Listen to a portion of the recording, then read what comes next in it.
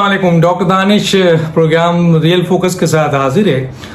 नाज़रीन, 3-4 दिन 5 दिन से आप देख रहे हैं कि जी DGI ISI के अपॉइंटमेंट के हवाले से किस तरीके से सोशल मीडिया में गुफ्तगू हो रही है, हुकूमत किस तरीके से अपने पॉइंट ऑफ व्यू को इस्टेब्लिश करने की कोशिश कर रही है, आर्मी किस तरीके से जो उन्होंने फ़ैसला किया है, जो एक अनाउंसमेंट हुआ है उसके ऊपर किस तरीके से उस फैसले को लेके चल रही है, और कई रूमर्स, कई प्रोपेगेंडा, कई बातें सामने आ रही हैं।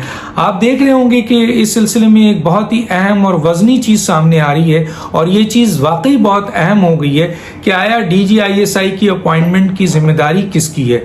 आया DGISI एक कोर से DGISI जो जाता है और DGISI की पोस्ट से एक कोर की तरफ कोई जाता है, ये ट्रांसफ़र पोस्टिंग है या ये अपॉइंटमेंट है, और अगर ये अपॉइंटमेंट है तो ये किसका प्रोग्रेटिव है, किसका ये अथॉरिटी है, और अगर ये ट्रांसफ़र है तो फिर ये किसकी अथॉरिटी है, और कानून क्या कहता है, आइन क्या कहता है। और इस सिलसिले में आपने कल हुकूमत के एक वज़ीर की, जिनको शायद मेरा ख्याल है कानून का कुछ नहीं पता, अगर कोई वहाँ बैठा होता और सिर्फ इतना ही पूछ लेता कि जब आप ये स्टेटमेंट दे रहे हैं कि अब DGISI की जो अपॉइंटमेंट है वो कानूनी तरीके से होगी, तो इसका मतलब ये है कि उनसे 2 सवाल ज़रूर पूछा जाता कि क्या जो DGISI की अपॉइंटमेंट के हवाले से जनरल नदीम अंजुम का ऐलान जो है, जो हमेशा इस किस्म के ऐलान ISPR करता है, और DGISPR ने जो किया, जो with the approval of the army chief होगा, कोर कमांडर उसके पीछे होगी, पूरी फौज उसके पीछे होगी,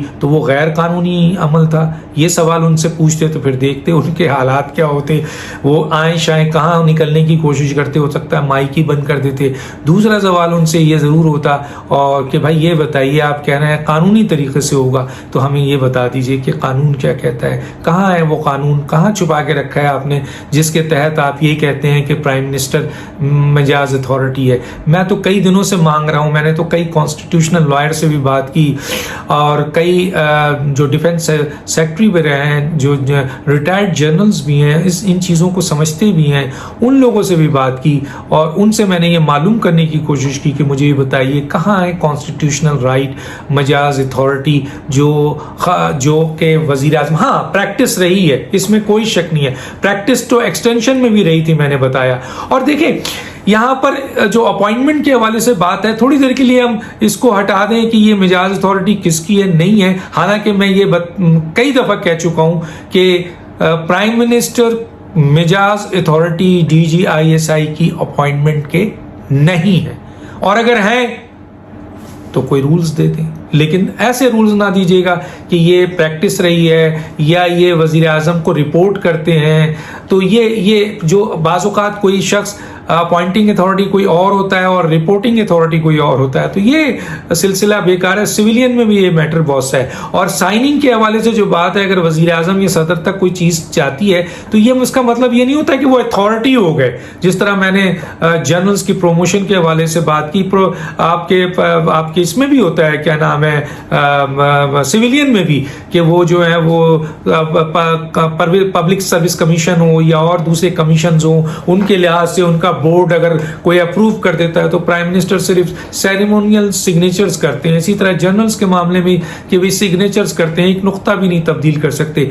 तो प्राइवेट पहले प्रैक्टिस रही, उसके ऊपर सवाल है कि जनाब आली वो जो एक्सटेंशन की थी उसका क्या असर हुआ। देखिए, तो प्रैक्टिस का भी हवाला ना दीजिए, और ये हवाला ना दीजिए कि वो रिपोर्ट करते हैं इसलिए वो अथॉरिटी हो गए।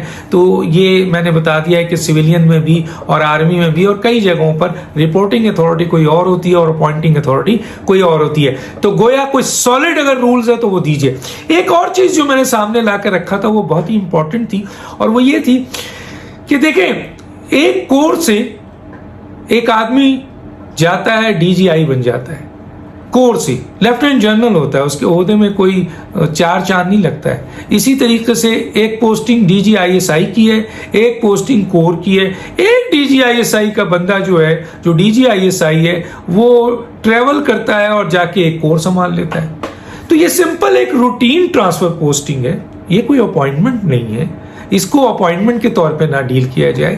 یہ صرف ایک کور سے ایک لیفٹیننٹ جنرل کو ڈی جی آئی کی طرف چلا جانا ہے. اگر D G I S I میں کور کا ایک آدمی جائے وہ اپوائنٹمنٹ ہو جائے, اور ڈی جی آئی سے کور میں آدمی جائے وہ ایک ٹرانسفر پوسٹنگ رہے, یہ کیا مذاق ہے بتائیے.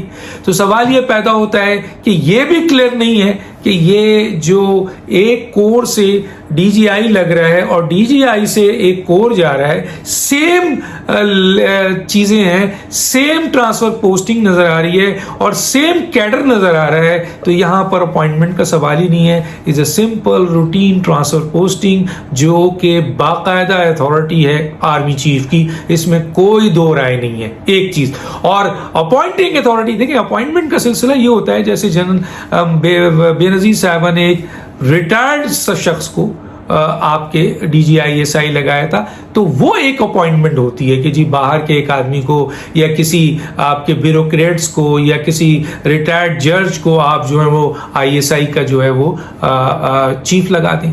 تو جب لگائیں گے تو وہ اپوائنٹمنٹ ہوگی, اور وہ اپوائنٹمنٹ کے حوالے سے پھر قانون کی طرف جانا پڑے گا کہ آیا یہ اپوائنٹنگ اتھارٹی کیا ہے. لیکن یہاں تو ایک سرونگ جنرلز ہیں اور ایک دوسرے کی طرف جا رہے ہیں, اور وہ ڈی جی آئی جا رہے ہیں کور میں اور کور کا ایک آ رہا ہے ڈی جی آئی میں. تو از اے نارمل ٹرانسفر پوسٹنگ.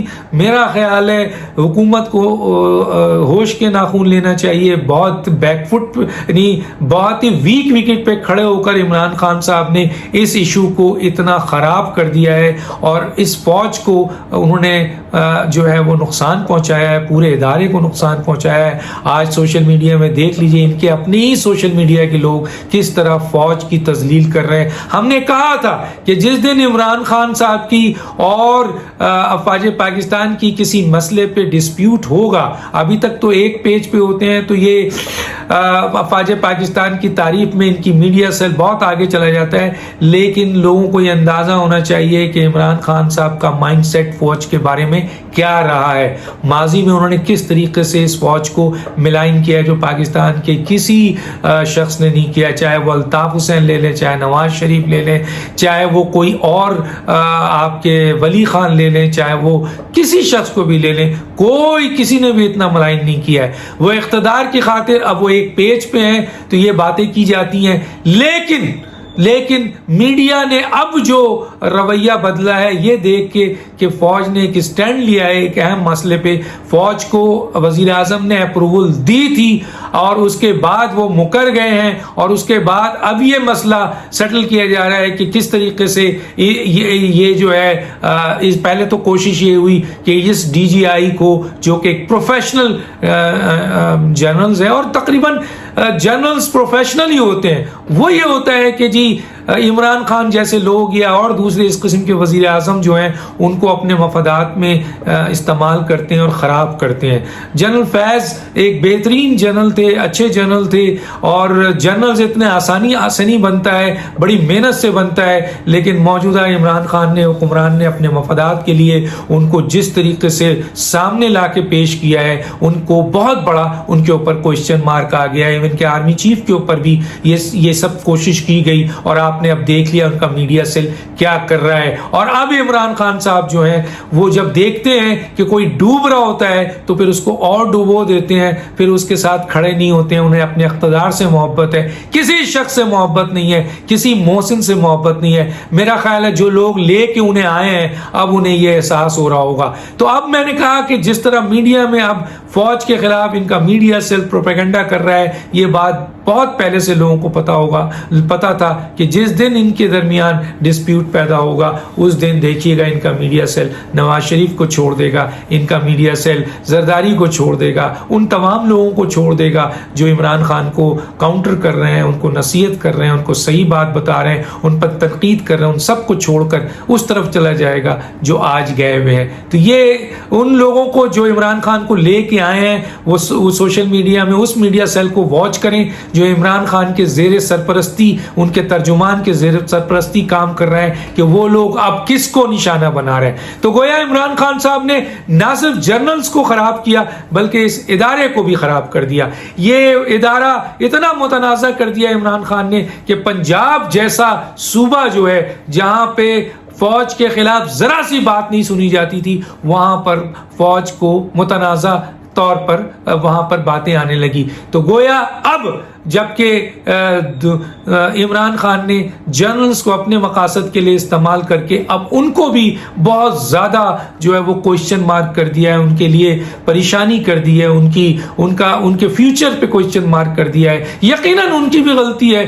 کہ انہوں نے ان کو پہچانا نہیں اور ان تمام باتوں میں ان کا ساتھ دیا. بہرحال یہ کتنی صحیح بات کتنی نہیں ہے، لیکن جو صورتحال ہے وہ یہ ہے کہ اس قسم کے عمل سے کسی نے بولا کہ یہ جو عمران خان صاحب کرنا چاہ رہے تھے، کیونکہ عمران خان کے پاس میں پہلے بھی بتا چکا تھا کہ 3-4 چیز ہے جس کی بنیاد پر وہ آئندہ الیکشن جیتنا چاہتے ہیں. سب سے پہلا تھا وہ DGISI کی پوزیشن، کیونکہ اسی کے ذریعے وہ بقول لوگوں کے، اہم ترین لوگوں کے، جو اب ثابت بھی ہو رہا ہے، جس کے لیے وہ بہت پریشان ہے کہ ایسا شخص آئے جو ورنہ ایک پرائم منسٹر کے لیے ایک پروفیشنل DGISI آئے اور جس کو خود آرمی چیف ریکمنڈ کرے. اس سے بہتر بات کیا ہو سکتی ہے؟ کیونکہ فوج کو زیادہ بہتر آرمی چیف سمجھیں گے. میں وزیر اعظم ہوتا تو میں کہتا آرمی چیف صاحب آپ زیادہ بہتر سمجھتے ہیں، بتائیے کہ کون پروفیشنل ہے، اس کو نام دیجئے، میں اس کو ٹک کرتا ہوں. میں تو اس کے بارے میں سوچوں گا بھی نہیں کہ میرا کوئی آدمی ہو. لیکن عمران خان صاحب نے جو اس مسئلے کو اتنا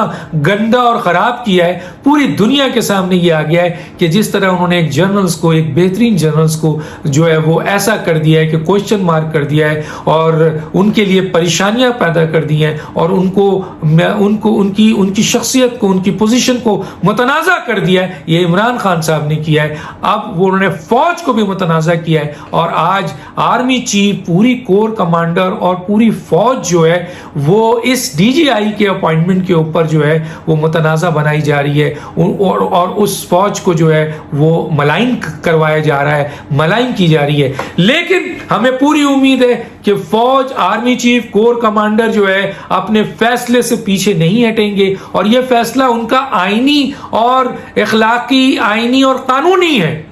ورنہ عمران خان پروف پیش کریں کہ کوئی رولز اور کوئی اتھارٹی جو کہتے ہیں ہم ہیں تو کوئی رولز پیش کریں. یہ پریکٹس اور رپورٹنگ کرنا اور اس قسم کی چیز کو سامنے نہ لایا جائے. اب سوال یہ پیدا ہوتا ہے کہ عمران خان صاحب، کچھ لوگوں کا کہنا تھا کہ عمران خان صاحب نے اس موقع پہ جو ان کو کچھ نے مشورہ دیا تھا کہ آپ ایمرجنسی، کیونکہ ان کے پاس اب DGI کی پوزیشن جس کو انہوں نے استعمال کیا اپنے مقاصد کے لیے، اب وہ نظر نہیں آ رہی تھی کہ کوئی مقاصد کے لیے استعمال ہوگا. گویا بہت ویک ہو گئے عمران خان صاحب. اور اس کے بعد دوسرا، الیکٹرانک مشین پہ الیکشن کمیشن نے جو ہے وہ 37 آبجیکشن لگا دیا اور اپنا شیڈیول بھی دے دیا. اب الیکٹرانک مشین کا کوئی تصور نہیں ہے کیا ہے، وہاں پہ وہ ہار گئے. اس کے بعد اصلاحات میں بھی وہ ہاریں گے. گویا ان کے پاس اب نیا الیکشن لڑنے کے لیے کوئی راستہ نہیں تھا اور عوام کے پاس جا کے وہ اپنی کارکردگی کی اور تنظیم کی بنیاد پہ لڑ نہیں سکتے ہیں. ان کے اپنے لوگ ان کو چھوڑتے جا رہے ہیں. ایون کہ اتحادی بھی اب جو حالات ہوئے ہیں اس کے بعد پیچھے ہٹ گئے ہیں اور انتظار کر رہے ہیں کہ اسٹیبلشمنٹ ایک اشارہ کرے تو وہ عمران خان صاحب کو پیٹ دکھائیں اور نکل جائیں اور عمران خان صاحب دڑام سے پارلیمنٹ کے اندر گرے.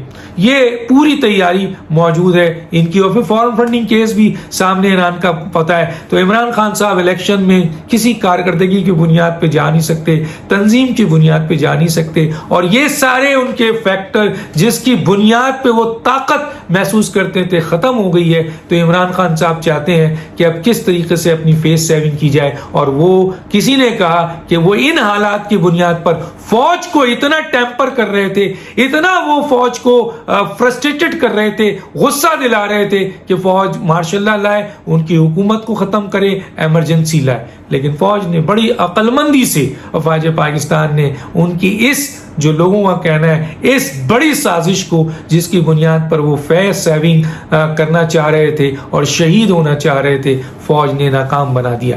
اور امید ہے کہ آج یا کل میں جو پروسیجر انہوں نے کیا ہے، جو بھی انہوں نے طریقہ کار کیا ہے، یہ بھی پروسیجر ایک پریکٹس تو ہو سکتی ہے، قانون نہیں ہو سکتا. قانون کے لیے لا رولز لایا جائے، بتایا جائے کہ DGI کی مجاز اتھارٹی ہیں. باقی پریکٹس کے ذریعے ڈیفنس سیکٹری اور منسٹری سے لائیں نام اور وہاں سے آپ نام اپروو کر دیں اور اپنی فیس سیونگ کریں. لیکن بات یہی ہے کہ جنرل ندیم انجم ہی DGI ہے، فوج کے اور 22 کروڑ عوام کے اس کو تبدیل نہیں کیا جا سکتا.